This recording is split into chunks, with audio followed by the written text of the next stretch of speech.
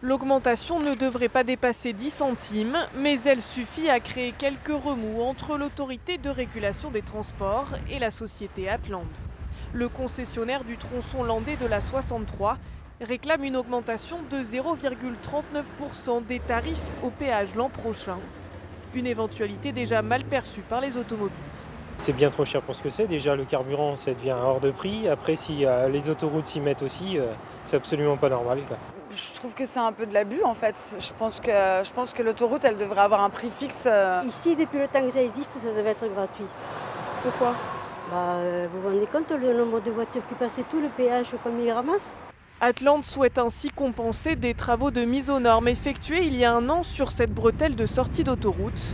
Sauf que l'autorité de régulation estime que le concessionnaire inclut d'autres frais dans cette compensation.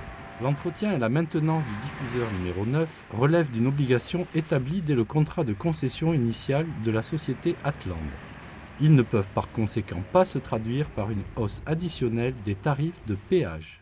L'autorité recommande donc une révision de cette hausse qui ne répond pas selon eux aux exigences de la loi. Mais cet avis reste consultatif car c'est désormais au Conseil d'État de trancher.